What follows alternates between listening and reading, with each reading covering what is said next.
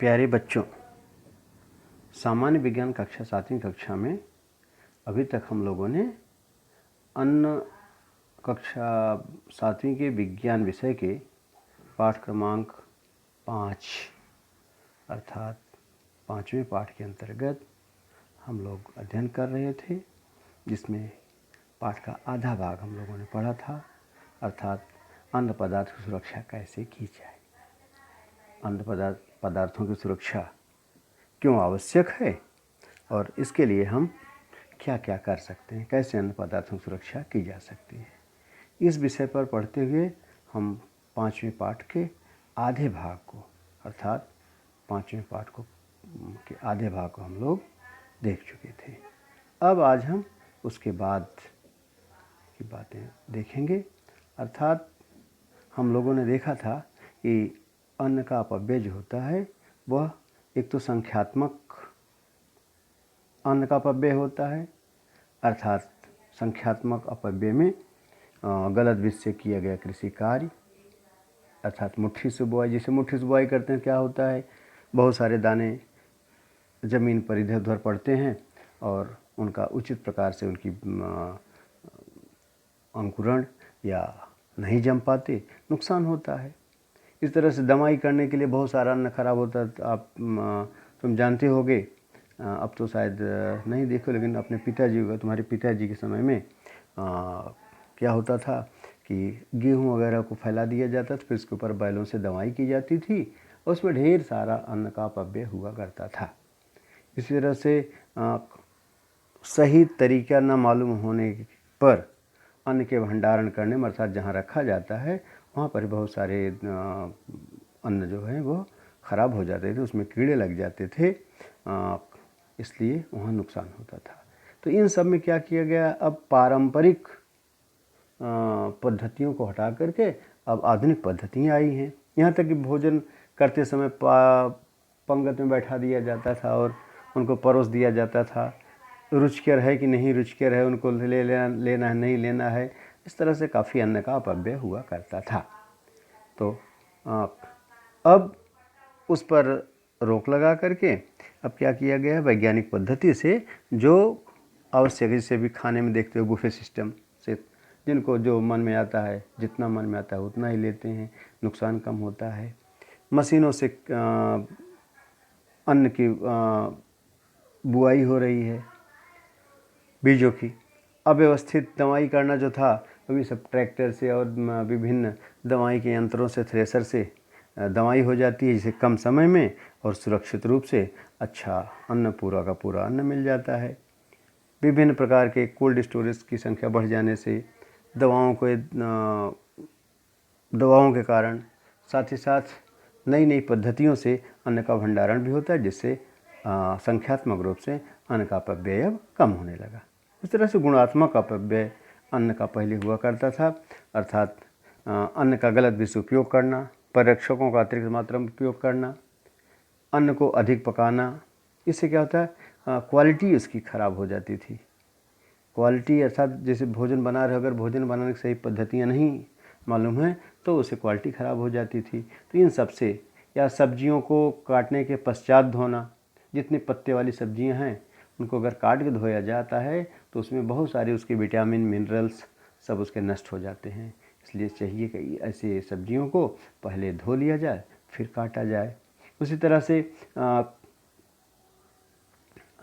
जो खेतों में या भंडारण से तैयार अन्न है वह उपभोगकर्ता तक पहुंचाने में अगर अतिरिक्त समय लगता है तो उनमें सड़न हो जाती है। जैसे आम है, अंगूर है, सेब है, तरह तरह के ऐसे फल जो हैं जब एक जगह दूसरे स्थान तक जाते हैं, तो अगर उनका सही रूप से समय पर नहीं पहुंच पाते हैं तो उनके गुणों में कमी हो जाती है। इसे कहते हैं गुणात्मक अन्न का अपव्यय। अब इसमें हमें क्या करना होगा, अन्न का अपव्यय हम कैसे रोक सकते हैं, तो उसके लिए कुछ बातों पर ध्यान देना चाहिए। जैसे अभी देखो, तुम अन्न का अपव्यय न हो, अन्न खराब न हो, इसके लिए तुम्हारी क्या भूमिका होगी। तो कुछ बातें इसमें बताई गई हैं। इसके अलावा कुछ बातें आप भी जानते हो, उसको भी इसमें बढ़ा करके लिख लो। कि क्या क्या कर सकते हैं जिससे कि अन्न का अपव्यय कम से कम हो। अब विश्व अन्न सुरक्षा दिवस 16 अक्टूबर को, अभी अक्टूबर आने वाला है, 16 अक्टूबर को विश्व अन्न सुरक्षा दिवस मनाया जाता है। अर्थात इसमें बताया जाता है कि अन्न का अपव्यय हमें टालना चाहिए, कोशिश करना चाहिए कि अन्न जो है वह ज़्यादा नुकसान न हो। अन्न का जो नुकसान सबसे ज़्यादा होता है वो होता है भंडारण और सुरक्षा में। तो अन्न का भंडारण कैसे किया जाए, उसके लिए अन्न पदार्थों को ठंडा करना, सुखाना, उबालना। कुछ पदार्थ ऐसे हैं जिनको उबाल कर रख दिया जाता है तो काफ़ी दिनों तक चलते। जैसे आलू के चिप्स वगैरह बनाते हो तो क्या किया जाता है, उबाल के रख दिया जाता है, उसको सुखा करके, फिर वो पूरे साल भर आराम से चलता है। इस तरह से सुखा करके पापड़ वगैरह बना के उसके सुखा लिया जाता है। गेहूँ, धान, इनको सुखा करके रख दिया जाता है तो ज़्यादा दिन तक सुरक्षित रहते हैं। उसी तरह से कुछ पदार्थ जो जल्दी ख़राब होने वाले हैं उनको स्टोरेज में रखना पड़ता है, कोल्ड स्टोर रखना पड़ता है, या अथवा हम फ्रिज में रख देते हैं। बहुत सारी चीज़ें ऐसा ठंडा करके उनको रखा जाता है, तब ज़्यादा दिन तक रुक जाते हैं। कुछ को एयर टाइट कंटेनर्स में, अर्थात वायुरुद्ध डिब्बों में बंद करके रख दिया जाता है, इससे भी वो अधिक दिनों तक रह पाते हैं। और अन्न की सुरक्षा में परिरक्षण का बहुत उपयोग होता है। परिरक्षण अर्थात कुछ ऐसे दवाएं जिनको डालने पर, जिनके उपयोग से अन्न के खराब होने की संभावना कम होती है। इसे ही अर्थात विभिन्न कारणों से अन्न में सूक्ष्म जीवों की वृद्धि होकर उसका खराब होना, कीड़े पड़ना, इनसे अन्न सुरक्षित रखने को ही अन्न सुरक्षा कहते हैं। अन्न परिरक्षण में क्या किया जाता है कि उनमें कुछ अन्न परिरक्षण की चीज़ें मिला दी जाती हैं जिससे वह अधिक दिनों तक सुरक्षित रहता है। अन्न और औषध प्रशासन अर्थात FDA एक व्यवस्था है, एक विभाग है सरकार के द्वारा बनाया गया विभाग, जिसके अंतर्गत अन्न को सुरक्षित रखने के लिए और उसमें औषधियों को, कौन कौन सी औषधियों का उपयोग किया जाए, कितनी मात्रा में डाला जाए, इस पर एक अधिनियम बनाया गया सन 2006 में। और उसी के द्वारा एक FSSAI संस्थान की स्थापना की गई है। अब पैकेट वाले कोई या डिब्बे वाले कोई अन्न पदार्थ, खाने वाली चीज़ें लेते हो तो वहाँ पर देखोगे लिखा रहता है FSSAI। तो ये क्या है, यह अन्न सुरक्षा के नियमों के, उनके मानकों के अनुरूप उसमें सुरक्षा किया गया है, इसलिए उसका लेबल लगाया गया रहता है। हाँ बच्चों, यहाँ पर एक चीज़ तुम्हें जानना जरूरी होता है, जब भी हम कोई अन्न, डिब्बे बंद अन्न या पैकेट में कोई चीज़ें खरीदने जाते हो, चिप्स या जो भी चीज़ें बाज़ार से खरीदने जाते हो, बिस्किट वगैरह तक, सब में देखोगे तो जहाँ बिस्किट का नाम लिखा रहता है उसके राइट साइड में दाहिनी तरफ एक छोटा सा निशान बना होता है, या यह लाल रंग का हो सकता है, एक चौकोन रहता है, चौकोन के अंदर गोल रहता है, वह गोल लाल रंग का हो सकता है, हरे रंग का। यदि वह चौकोन लाल रंग से लिखा गया है तो समझ जाइए कि इसके अंदर जो चीज़ें हैं वह मांसाहारी वस्तुएं हैं, अर्थात वह मांसाहारी वस्तुएं हैं। ये जो मांसाहारी चीज़ें खाना भोजन करते हैं उनके लिए उपयोगी होता है। लेकिन यदि तुम शाकाहारी हो तो वहाँ पर नीले रंग का निशान बना हुआ होता है।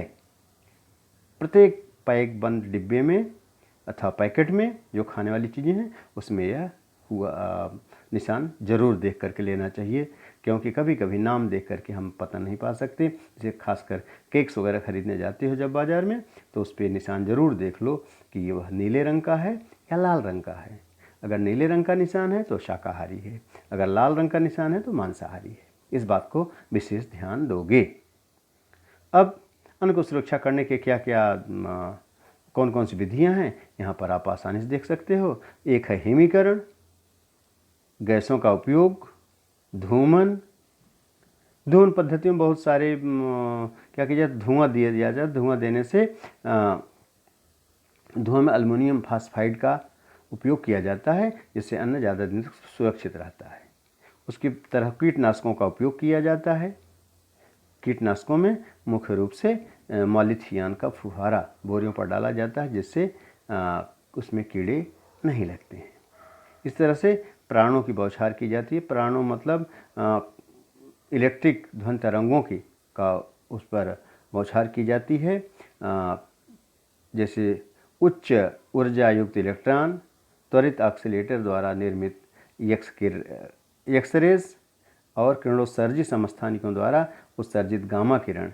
इस प्रक्रिया से क्या किया जाता है, अगर बीजों पर डाल दिया जाता है, अन्न पर डाला जाता है, तो उसमें न तो सूक्ष्म जीव आते हैं और फफूंदी नहीं आती, कीटक नष्ट हो जाते हैं। कोल्ड स्टोरेज वगैरह में रखने पे जो आलू रखी जाती है या फल रखे जाते हैं, तो वो उनको इसी विधि से रखा जाता है। और अंकुरित सबसे मुख्य रूप से सड़ने का मुख्य कारण होता है कि अन्न ज़्यादा दिन रखने पर अंकुरित होने लगते हैं। यदि उनके अंकुरण की प्रक्रिया पर रोक लगा दिया जाए या कम कर दिया जाए तो अन्न ज़्यादा दिन तक सुरक्षित रहते हैं। जैसे आलू, प्याज इत्यादि पदार्थों को देखते होंगे कि वह जमने लगते हैं और जमने पर जल्दी खराब होते हैं। इस तरह से एक है पाश्चुरीकरण। दूध या दूध जैसे पदार्थों को यदि 80 डिग्री सेल्सियस तापमान तक 15 मिनट तक गर्म किया जाता है और फिर तेज़ी से ठंडा किया जाता है, इसको कहते हैं पाश्चुरीकरण। अंग्रेजी में कहते हैं पाश्चराइजेशन। इससे दूध के सूक्ष्म जीव नष्ट हो जाते हैं और वह लंबे समय तक खराब नहीं होते। तो इस तरह से हम इसको बचा कर रख सकते हैं। कुछ रासायनिक परिरक्षक हैं, कुछ होते हैं प्राकृतिक परिरक्षक। अर्थात अन्न में जो दवाएं मिलाई जाती हैं, कुछ होते हैं प्राकृतिक परिरक्षक, जैसे नमक, शक्कर, तेल का उपयोग कर अचार, मुरब्बे, जैम, पेठा बनाया जाता है, उसमें तेल का उपयोग किया जाता है, तो वह ज़्यादा दिन तक सुरक्षित रहते हैं। ये सब प्राकृतिक परिरक्षक हैं। और रासायनिक परिरक्षक होते हैं। प्राकृतिक परिरक्षक में भी जैसे हल्दी मिला दिया जाता है, तो वह काफ़ी दिन तक सुरक्षित रखता है। नमक है, आपको बताया गया, तेल है, इन सब से अन्न को सुरक्षित रखा जाता है। और एक रासायनिक परिरक्षक कुछ होते हैं, जैसे साइट्रिक अम्ल, सिरका, विनेगर, सोडियम बेंजोइड तथा कुछ नाइट्रेट और नाइट्राइट लवणों का उपयोग करके जो सॉस, जेली, जैम, हाँ, या सब्जियां जो बना कर रखी जाती हैं, उनको ज़्यादा टिका कर रखने के लिए इनका उपयोग किया जाता है। तो इनको कहा जाता है रासायनिक परिरक्षण। और इसके बाद आप जानते हो महाराष्ट्र में सबसे ज़्यादा जो प्याज पैदा होने वाला क्षेत्र है वह है लासल गांव। और लासल गांव में बारामती में भरपूर प्याज पैदा होती है। तो उन प्याज को ज़्यादा दिन तक सुरक्षित रखने के लिए उस पर प्रारणों की बौछार करने वाले यंत्रों के केंद्र खोले गए हैं। एक लासल गांव में है, यहाँ नई मुंबई में है। तो वहाँ उसको रख दिया जाता है, जिसे बिना समय में भी ये सब सब्जियां हमको आसानी से उपलब्ध हो पाती हैं। उसी तरह से एक वैज्ञानिक लुई पास्चर, जिन्होंने हमें गुणवत्ता टिकाए रखने के लिए पद्धति से हम जानकारी दी, इन्हीं के नाम पर पास्चराइजेशन अर्थात पाश्चरीकरण विधि बनाई गई है। इनका नाम लुई पास्चर। और इन वैज्ञानिक ने हमको बताया कि किस तरह से हम सूक्ष्म जीवों की वृद्धि को रोक करके पदार्थों को अधिक दिनों तक रोका जा सकता है। अब ध्यान रखो,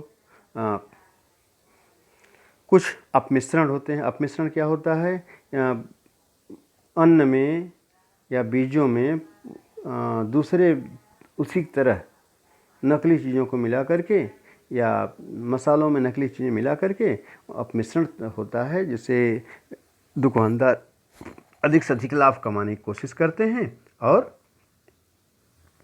लोगों तक सही अच्छी चीज़ें नहीं पहुंचाते, जिससे उनको बहुत ज़्यादा लाभ होता है। तो जो अपमिश्रण होते हैं उनकी थोड़ी हम जानकारी यहाँ पर लेंगे। जैसे दूध में क्या अपमिश्रण होता है, अच्छी तरह जानते हो। दूध में दुकानदार क्या करता है, पानी मिला देता है, तो पानी दूध के लिए अपमिश्रण का कार्य करता है।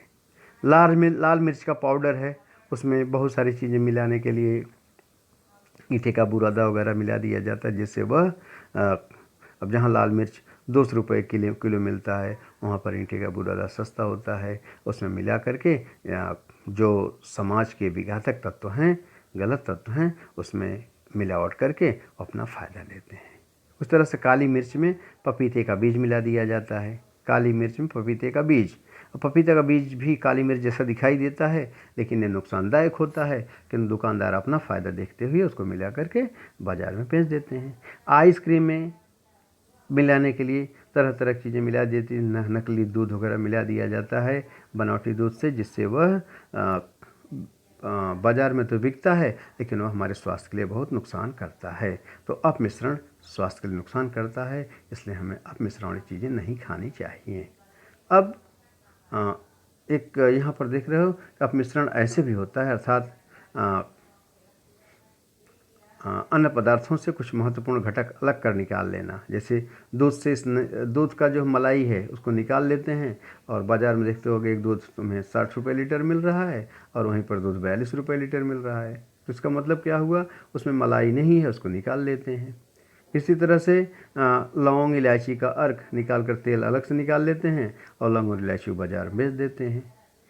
तो जिस पदार्थ से उसका रस निकाल लिया जाता है तो उसका तेज कम गुणवत्ता कमज़ोर हो जाती, खराब हो जाती है। इस तरह से अखाद्य पदार्थों या हानिकारक रंग मिश्रित कर देते हैं। विभिन्न प्रकार के मसालों को बनाते हैं, चटकदार बनाने के लिए क्या करते हैं, उसमें रंग मिश्रित कर देते हैं, जो हमारे स्वास्थ्य के लिए नुकसान करता है। उसी तरह से हानिकारक पदार्थों का उपयोग कर देते हैं। छोटे छोटे कंकड़ चावल वगैरह में मिला करके, पत्थर, लोहे का बुरादा, घोड़े की लीद, यूरिया, लकड़ी का बुरादा, ये मिला करके कुछ समाज के विघातक तत्व जो है नुकसान पहुंचाते हैं। हमें इससे होशियार रहना होता है।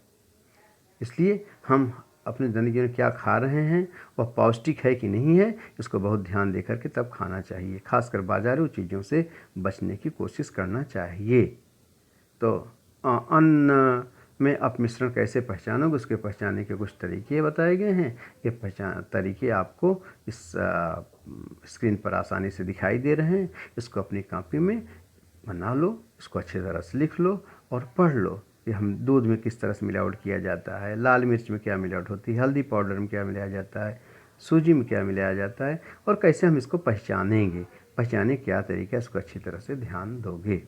तो इस तरह से हम देखते हैं कि और इंटरनेट पर इससे संबंधित बहुत सारी चीज़ें तुम्हें जानकारी मिल जाएगी और वहाँ से भी आप इसको देख सकते हो। इस तरह से एक टॉपिक आता है कि कुछ चीज़ें ऐसी हैं जिनको हमेशा आपको ध्यान में रखना चाहिए। जैसे फलों को अधिक स्वादिष्ट और आकर्षक बनाने के लिए उन्हें रासायनिक पदार्थों का इंजेक्शन दिया जाता है। आजकल बाज़ार में देखते होंगे कि जो फल आ रहे हैं, सब्जियां आ रही हैं, उनको इंजेक्शन दे करके उनको रातों रात बड़ा कर दिया जाता है। इसका मतलब उसकी गुणवत्ता ख़राब होती है और वह आपको बाज़ार में उपलब्ध होता है। या बिना समय के फल वगैरह जब मिलते रहते हैं तो सामान्यतः ऐसी जो चीज़ों खाने से बचना चाहिए। और अपने नुकसान को कम करने के लिए कुछ दुकानदार क्या करते हैं कि एक्सपायरी डेट वाली चीज़ें भी बेच देते हैं। खाने वाले डिब्बे जितने होते हैं उसमें एक तारीख होती है कि कब यह ख़राब हो जाएगा, अर्थात उत्पादन के कुछ 2 महीने, 4 महीने, 6 महीने, साल भर उस पर लिखा रहता है। तो जब भी हमें बंद डिब्बा ख़रीदना होता है तो ध्यान देना चाहिए कि उसको देख लिया जाए कि उसका एक्सपायरी डेट क्या है। एक्सपायरी डेट अगर उसकी निकल गई है तो ऐसी वस्तुओं को नहीं खाना चाहिए, क्योंकि उसकी गुणवत्ता ख़राब हो गई रहती है। उस तरह से बहुत सारे रंगों को मिला करके रासायनिक पदार्थों का उपयोग किया जाता है। फलों को पकाने के लिए केला, सेब, अमरूद, खासकर ऐसे फलों को पकाने के लिए दवाओं के उपयोग से उनमें जल्दी से जल्दी, ज़्यादा से ज़्यादा दुकानदार घातक रंगों को मिला करके और उसे जल्दी जल्दी तैयार करता है। ये हमारे स्वास्थ्य के लिए बहुत नुकसान करता है। उस तरह से शीत पेयों में कई बार कार्बोनेटेड सोडा, फास्फोरिक अम्ल जैसे हानिकारक पदार्थों का उपयोग किया जाता है। जो कोल्ड ड्रिंक्स होते हैं समझ सकते हो, उसमें पेस्टिसाइड्स वगैरह मिलाए जाते हैं जिससे वो ज़्यादा दिनों तक बचा रहता है, लेकिन इससे हमारे स्वास्थ्य के लिए नुकसान करता है। सामान्यतः हमें कोशिश करना चाहिए कि जिन फलों का हम सेवन करते हैं वह उस मौसम में उपलब्ध हों। तो अन्न पदार्थ की सुरक्षा में आज इतना ही, और इस पाठ पर आधारित प्रश्न हम आपको भेजेंगे जिसका उत्तर आप लोग लिखोगे। और जहाँ भी कहीं कुछ पूछना हो तो इस वीडियो को एक बार सुन लोगे ध्यान से, और हमसे पर्सनल हमारे व्हाट्सएप पर और जानकारी पूछ सकोगे। आज बस इतना ही। धन्यवाद।